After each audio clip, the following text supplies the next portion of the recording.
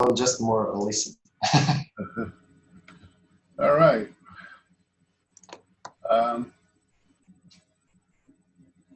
This is the weekly scheduled governance Zoom meeting.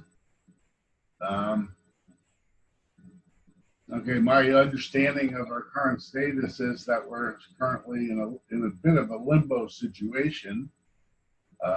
We have Steve Talbot Ross working with Greg on governance charter before the next board meeting, as I understand it. So I know Steve Talbot Ross, or however we say it, has had some issues. And I don't know if anyone's been in communication with him here. He's the chair of the new governance committee. Once he and Greg come up with terms, and they get put before the board on that.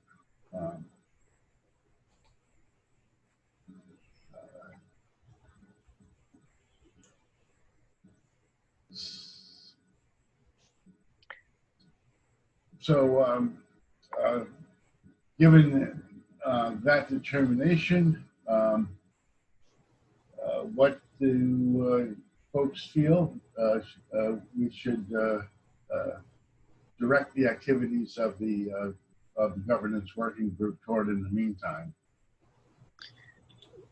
So, well, let me start before.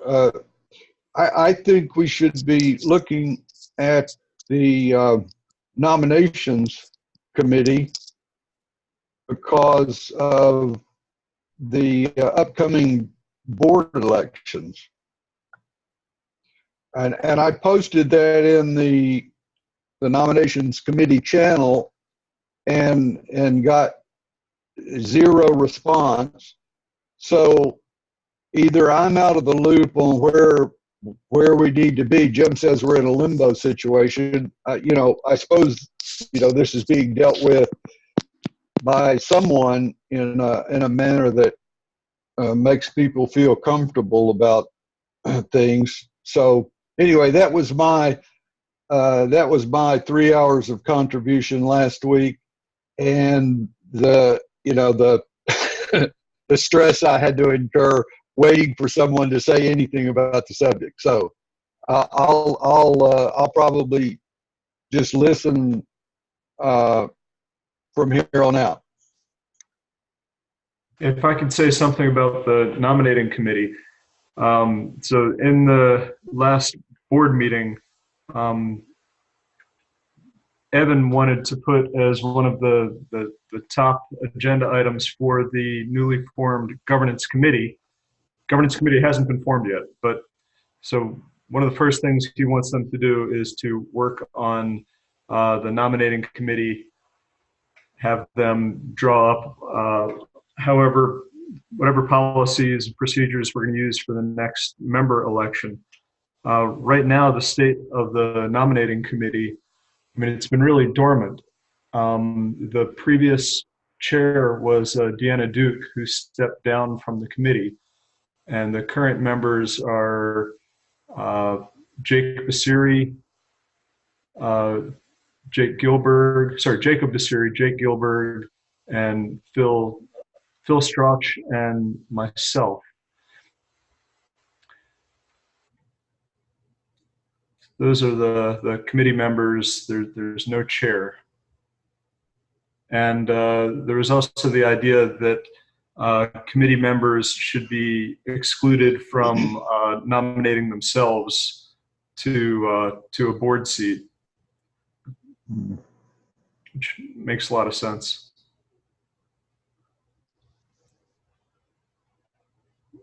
So that's really what I've got on nominating committee. And those names I just gave, this is, you know,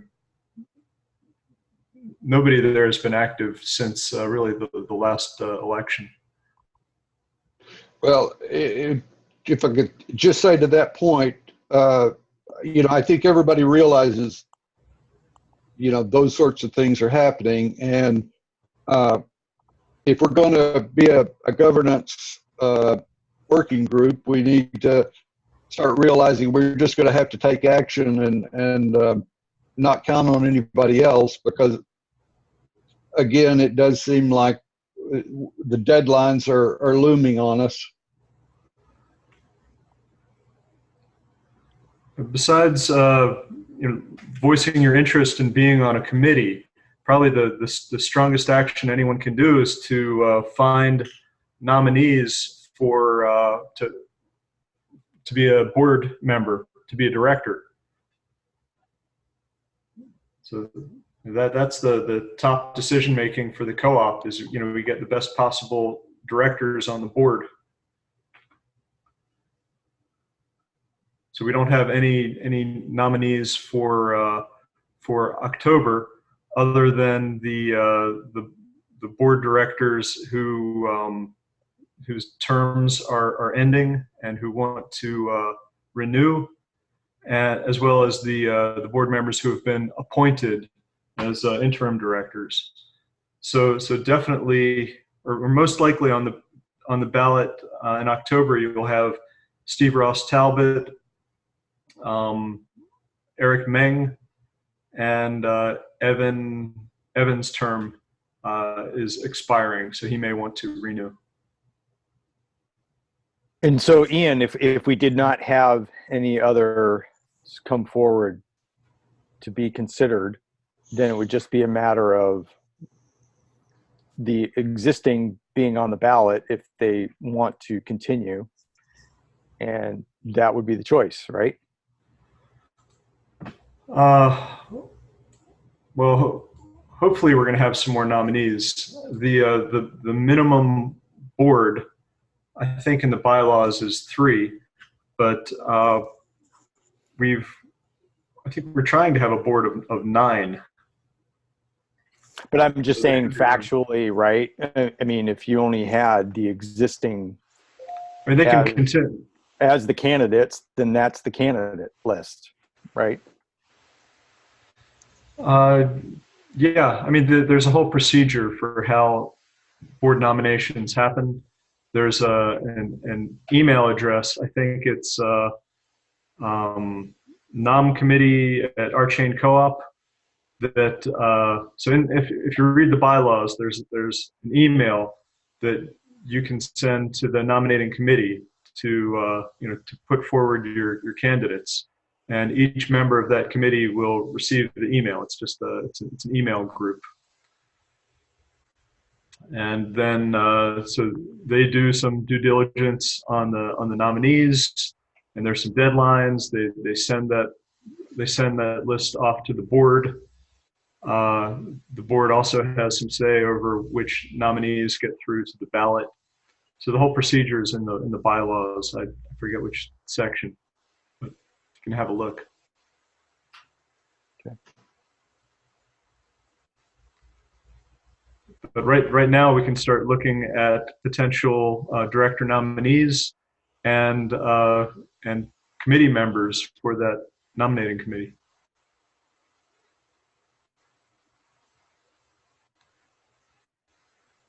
So I assume everyone here wants to be on the nominating committee, right?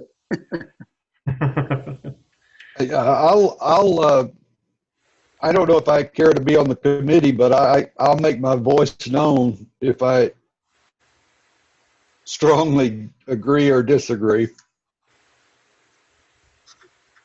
Okay, well, the nominating committee charter, it's not up and running yet, but perhaps one of the items on that charter will be public meetings or record meetings, or to have a open channel on Discord. So I don't know yet how that committee will operate. I mean, I'm supposing it will be in the open. If we look at the qualifications of the current board members, are there any types of expertise that we feel like we are short of on the board? I always worry that we don't have enough technical people to be able to keep up with Greg. So there, I think for last year's election, there was a form that was drawn up for potential nominees. Asked all kinds of questions, mostly about their financial acumen, and it was put together mostly by, I think, Renal and some others from Reflective, and so their focus is more on finance. So it asks questions like, have you ever been on a board before that oversees, large pools of money, that kind of thing. The questionnaire, I remember, didn't have much about your programming or computer science knowledge, although Steve Ross Talbot is at a pretty high level, as is Greg, and I mean you've seen, you're familiar with Eric Meng. I mean, he's been working some with Rolang, or at least his team.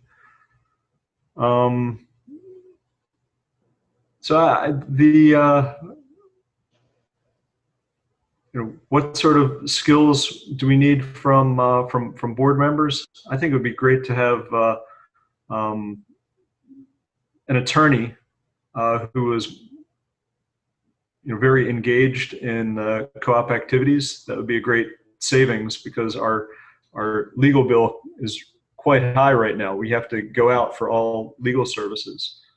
So it'd be nice to have either a board member or some member consultant that we can go to for some legal issues, rather than have to run everything through expensive outside legal.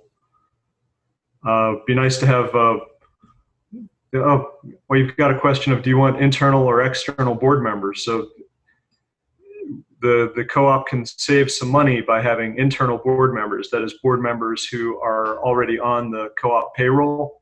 If you go for an external board member, then you're talking about an extra $60,000 worth of rock that's going to drain the co-op every year. So there's independence versus economy. You have to think about that. That brings up a question. Mm-hmm. The payment for the board, are they required to take rock? I believe so. I mean, we could go back and check on it from the work of the compensation committee when Kenny was the chair. But I believe it's rock.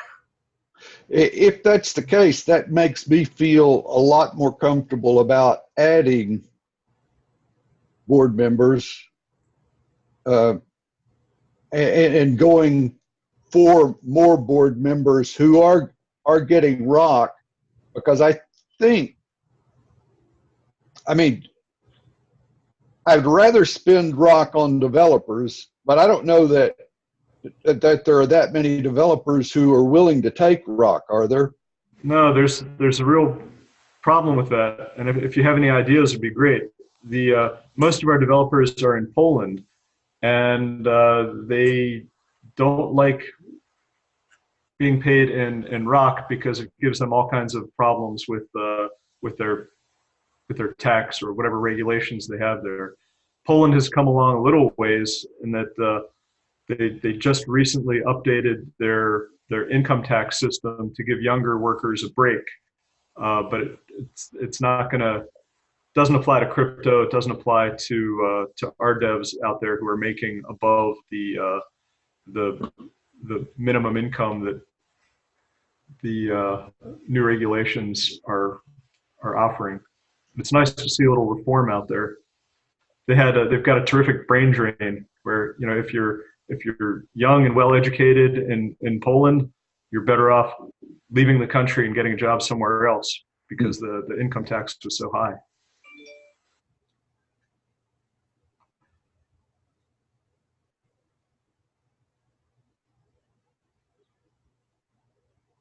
I'm just scanning the bylaws as we're kind of talking and finding appropriate things to the conversation. What version are you looking at? I'm seeing an email notices at RChain Co-op. This is the one I got from Evan.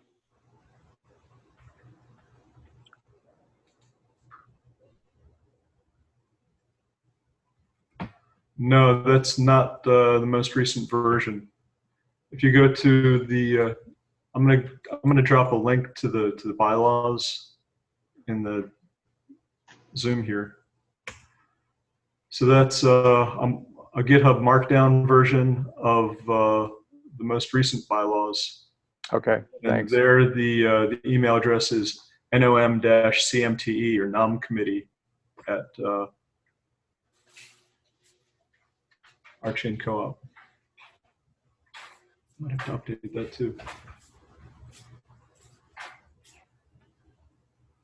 Okay, it still has the 60 days in advance of the meeting for the members.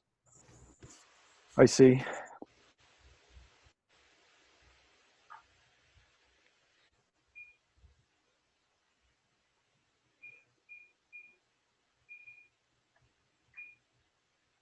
And the paragraph on the compensation is the same as well. So just the email address changed from what I posted. Yeah, that looks right.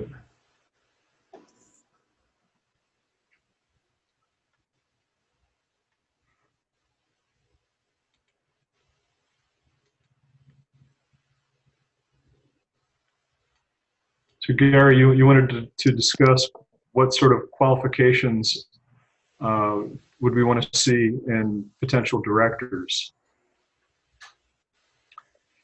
Well, I'm thinking about people that we run into on the fringe of our community, like at CoLab even. But these people are what I consider experts in computer science and mathematics, but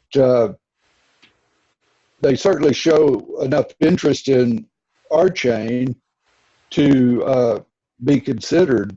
I just don't know. I mean, I honestly don't know what we would benefit from on the board. I mean, if you look at it one way, a board member could do anything that would help the co-op, and if we could use board member money to bring on experts, technical experts that could help the team, why not? But again, if others disagree, I would certainly honor that. Well, the board members, because they're elected, they represent co-op members. If in the co-op, you could say that there are different classes of stakeholders. So if the co-op was the way the co-op was designed at the outset was that it's a consumer cooperative made up of members who are all using the platform and spending lots of phlogiston on paying for transactions and looking forward to big rebates at the end of the year. So if your stakeholder class is platform users, then you might want to get someone as a director who is represents those stakeholders. Like if you had some DApp which was generating huge amount of transactions, like you have your decentralized Facebook or whatever it is running on RChain, then you might want to elect as a director someone who represents that large DApp or represents the members who are users of the platform. Or let's say co-op needs funds right now, and we're looking at capital partners. it might be, I haven't seen the deals yet, but it might be that the capital partners will want to will want to stand for election to be directors or to be appointed interim director, as a price of their rock purchase to get representation.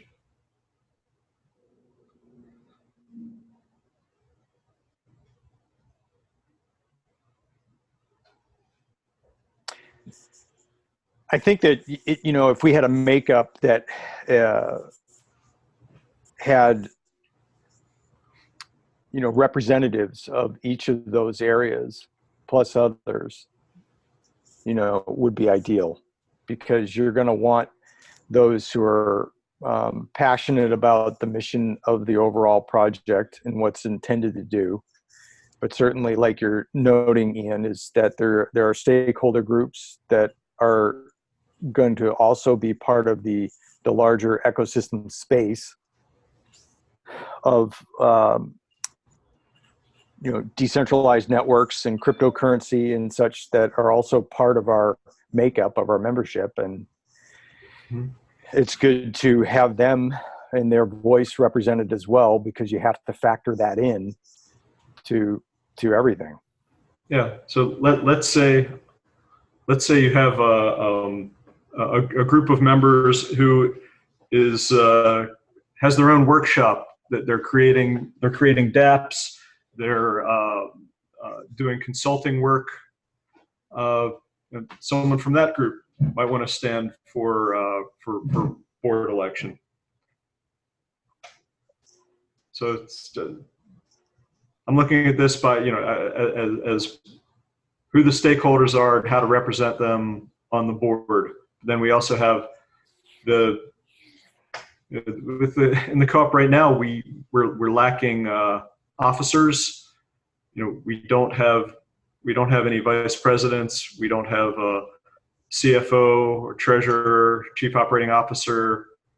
We've got a lot of holes to fill, and we've been pretty tightly budgeted, and may continue to be pretty restricted in our budget for a while.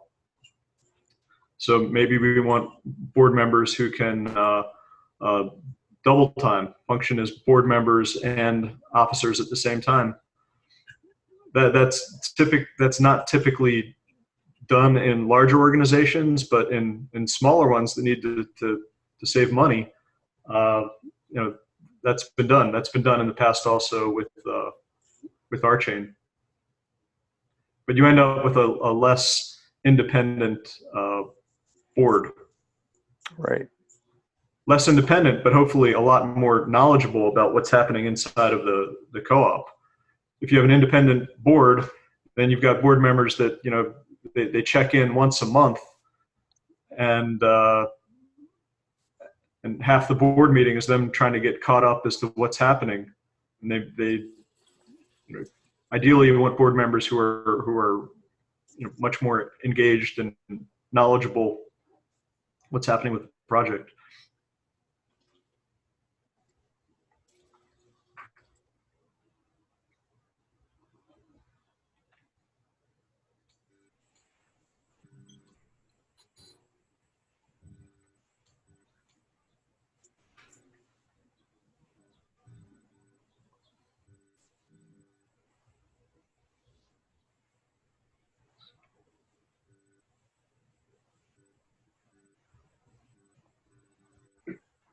Wow. So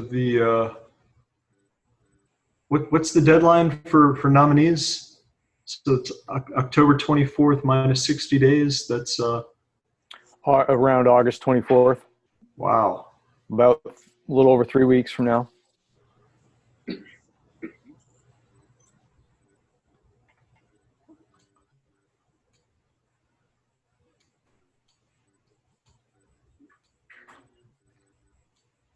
Yeah.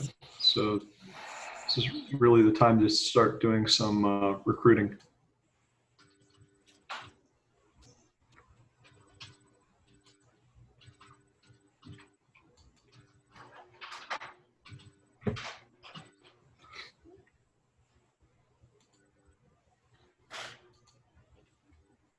Steve, would you be interested in the board? Well, that's a good question. I hadn't really thought about it. That's something I can certainly start thinking about. I guess one aspect is, I've been attending a lot of the RChain and CoLab meetings, so I feel like I kind of have my pulse on what's going on. Some of the more other legal aspects of what a board director would require, I'd have to get a sort of a better understanding of that.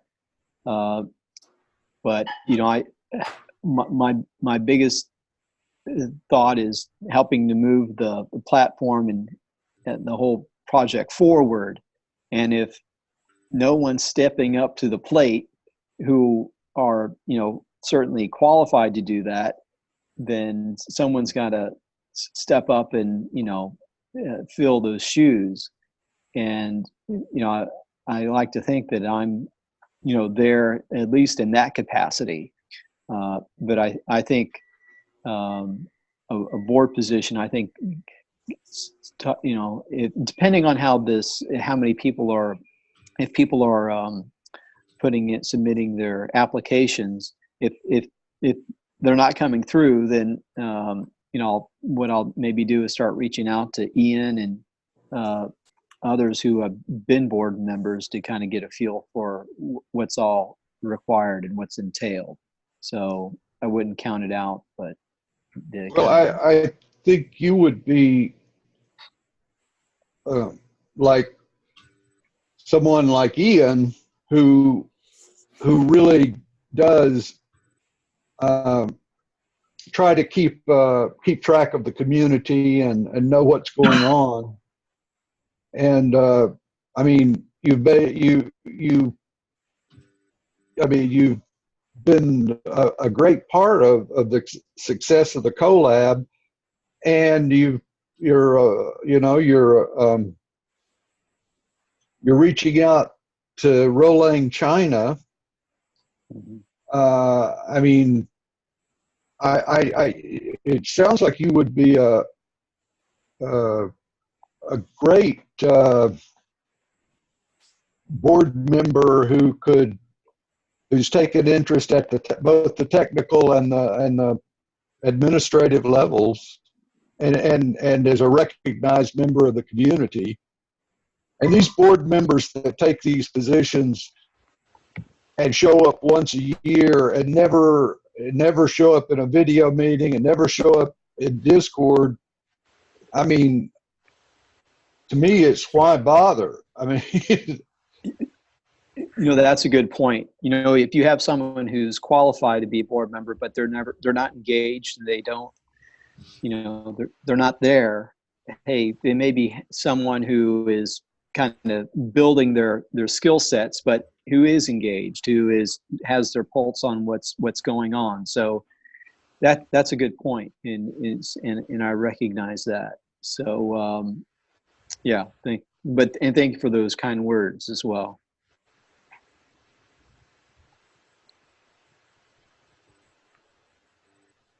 So I guess that application date. So I'm glad I'm kind of chimed in. So if this was something that I would be interested in, I've got it's at 60 days out is the time frame. So yeah, it's I don't have the long history like you and Jim do with the project, but I'm kind of living those early days. I like listening to those stories of the early days from you and Jim. So although I wasn't there, I was there, kind of there in spirit. So, and that helps me kind of get a reference point for the ebb and flow and the ups and downs of what everything has gone through to help put things in perspective. So yeah, let me do some more thinking on a board position, and so yeah, we'll certainly be talking more during the week and each week. So I'll kind of let you know how my thought processes are going. Great. And while we're on the subject of, potential board members, I know that Jim would probably, win a seat if he just decided to run. He said several times he's not interested. I wouldn't want to see Jim do it, because it would take away from the exciting things that I see him doing. And so I would be selfish in discouraging him from becoming a board member. But Jim, what do you think? Well, I sort of, feel similar to Steve in that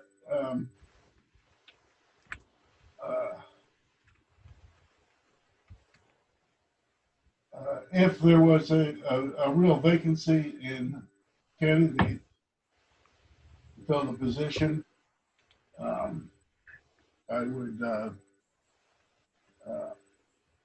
consent to submit my name. But I certainly, I'm retired. I'm not looking for work at this point. And I feel like, someone who's a board member should have a certain amount of social skills that I lack. So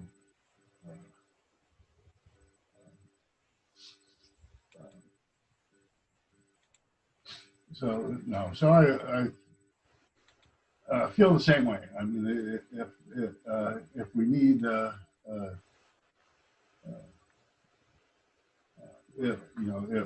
guess if others felt that my presence on the board would help to give us a better board, I would consider it. And, it's certainly not something I would seek.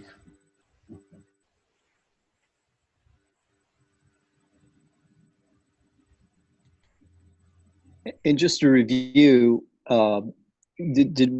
was it 3 positions that are opening up for the board? Was that correct, or how many did we identify? I know there's actually a total of 9 ultimately available, but that wasn't the plan. It was. I don't think we know how many of the expiring terms are going to be, are going to want to come back. But Ian, is there a number we're kind of shooting for, or?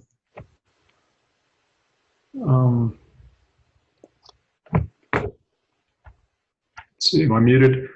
Oh, the current members are, let's see, Vlad and Greg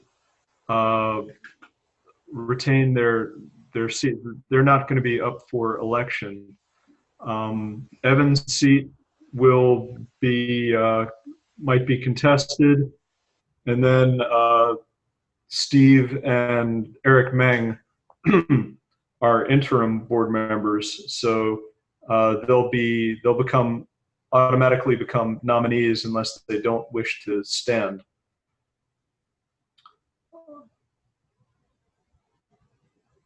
So it's as few as maybe 2 or as many as 4? Yeah. So about 3, around 3, let's say. So there's current. So I'm counting, just review, 1, 2, 3, 4, 5. So there's currently 5 board members. Right, and but three of them, if they want to continue, will have to stand for election. Okay. So maybe that's the first question, is to find out from those 3, do they want to stand for election?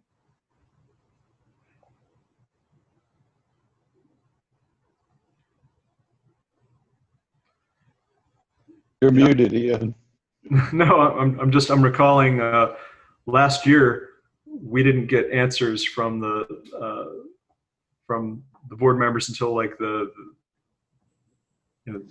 last day. So it's not clear in the bylaws, when these board members have to say whether or not they're running. And But you have to specify, these aren't at large seats, are they? You have to specify the one you're running for? No, you don't have to specify whose seat you're running for. Oh, okay. Okay. I got you. I think I remember that. Yeah, last year we did rank choice voting. But Yeah. I think these three board members, they should have to give at least 60 days notice, just like any other nominees. That makes sense, whether they wish to stand for election or not. I just found something in the bylaws here. I'll post it. I'm interpreting the 60-day notice. Oh, sorry. Oh, there you go. I Sitting directors. duplicated that. Sorry. Sitting directors are assumed to be running for election for their existing seat unless they affirmatively indicate to the board that they do not intend to run. But yeah, there's no date on that. But 60 days would make sense because that's the deadline for nominees.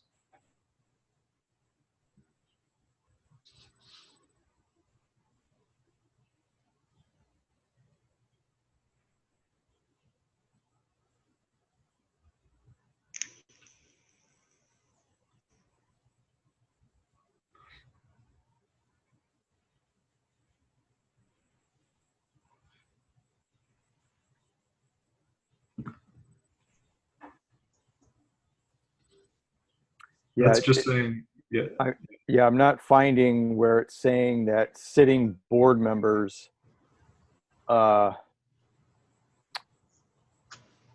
need to affirmatively indicate by a certain number of days, unless we assume it's the same number of days as others.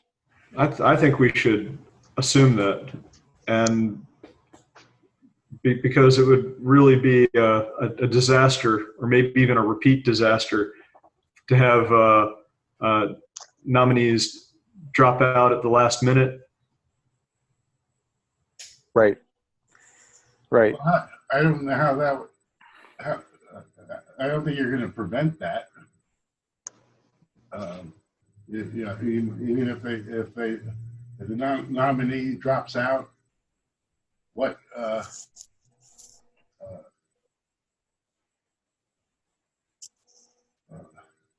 Well, it would still be nice to get a commitment from nominees, or in this case, the sitting directors. Mm-hmm. Sometimes if they're wishy-washy, sorry, but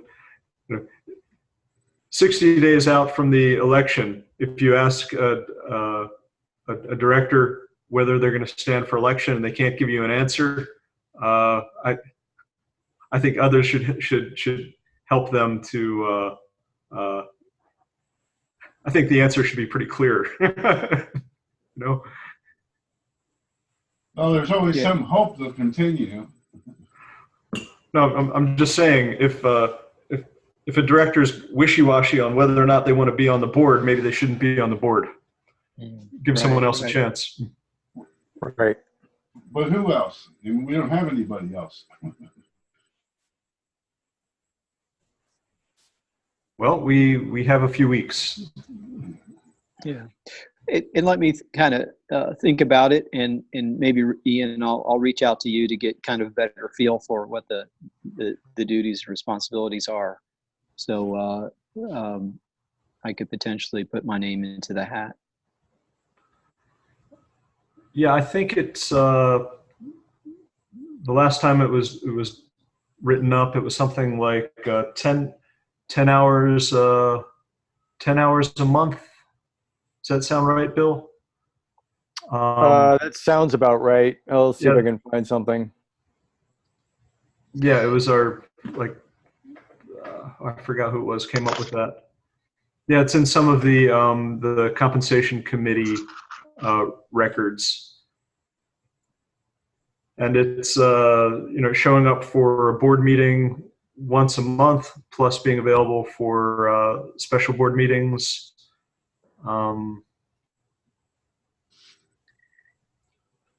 And as a cooperative, I think under the Washington state law that board members are held to the standard of aren't held to a very high standard either. So there might be a little less liability as well for fiduciary.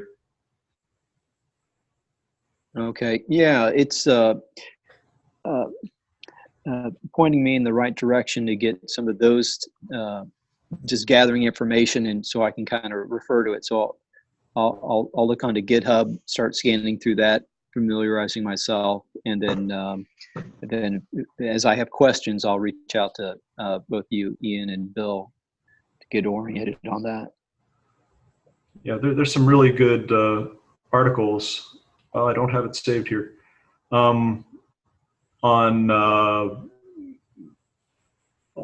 being a board member of a cooperative generally.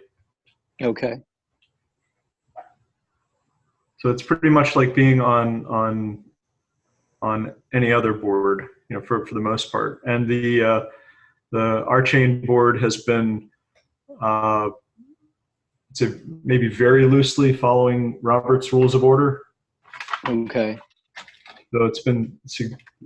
So hasn't had as much structure as a typical board. Well, and one thing I'd be interested in is, I know there's a board meeting coming up. Perhaps I'd be interested in sitting in on that, just to kind of get a feel for what goes on. So how do I get, who do I contact to find out how to get access and get accepted to sit in on the board meeting? Yeah, so request from the board secretary. So send a message to Lilia, okay, saying that you've been participating in these governance working groups for some time, and you're interested in attending the next board meeting as an observer. Okay. I think that'll help me go a long way to kind of get a feel for what that role is all about. So thank you. I'll reach out to Lilia.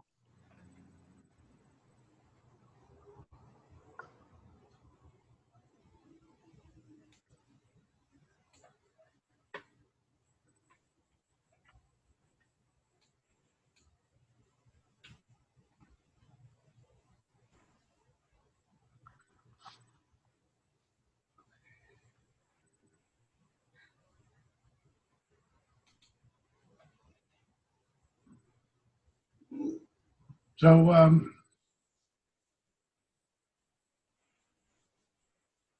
the candidates must submit their director qualification statement form. It's not really defined what that is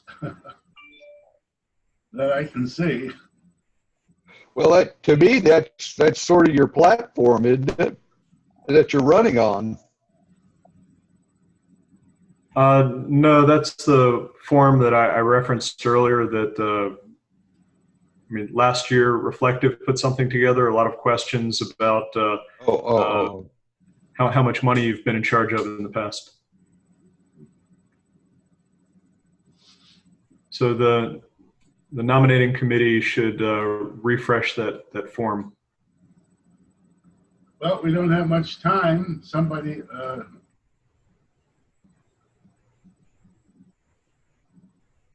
we should probably,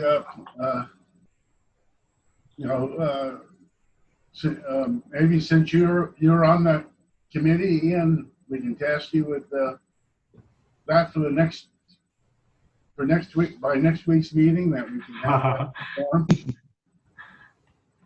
Yeah, I said I'm on that committee. honestly, I don't remember. I think I was on that committee just as a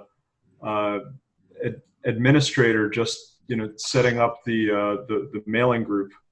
Right. So, Well, but we don't have any functional committees right now. But yeah. So well, we should come up with some kind of form. Yeah. If we're going to get people to come forward to be on the board, there has to be some kind of form for them sure, to submit. I'll look for the old one. I think it was a Google form, which is automatically, that's probably a problem for people trying to submit applications from China.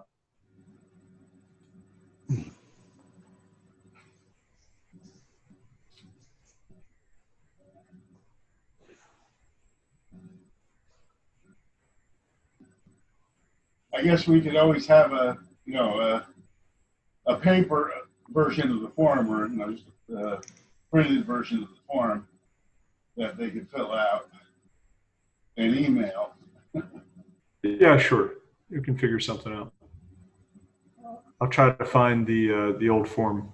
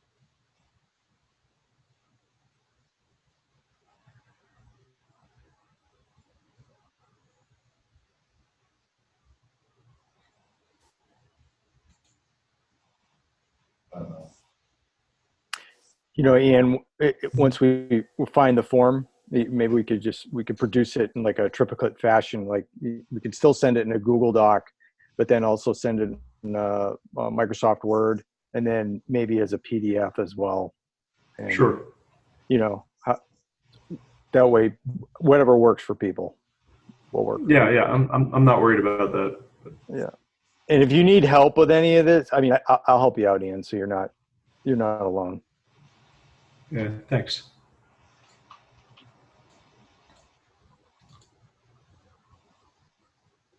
So the next board meeting is in less than a week. Yeah. What's the date on that board meeting? It's the first Tuesday of every month at 12 Pacific. So it's the 6th.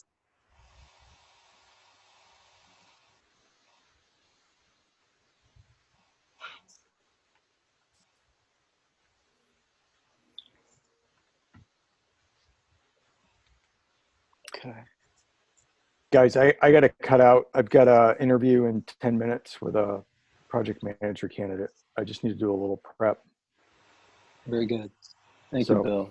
Hey, all right. Bill, you also have an admin meeting at the same time? Okay, wait a minute. Maybe I have them swapped. Oh, no, we do. We have an admin meeting first, so we're good. Thanks, Ian. The interview's not, we got an interview. I got an interview at 11 and another one at 1. All right, so great. I'm okay. Gotta run.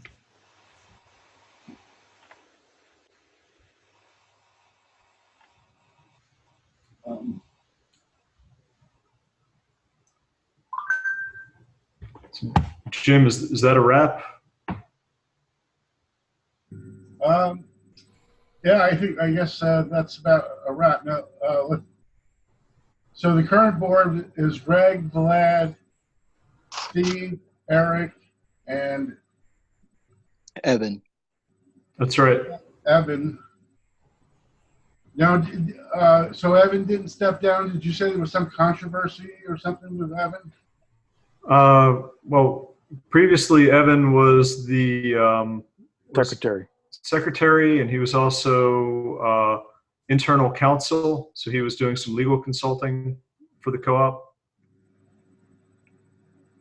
or contracting. No, he's still a board member, and I think he's planning on standing for election as well. All right.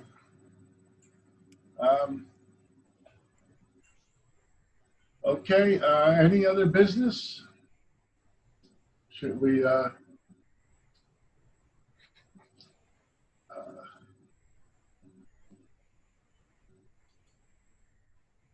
I propose that we close it up. okay. With no counter proposal, we'll, I guess, close until next week. And hopefully we'll have some results from the board meeting to discuss our next initiatives or mandates going forward. Bye-bye. Sounds good. Yep. Have a good day, everybody.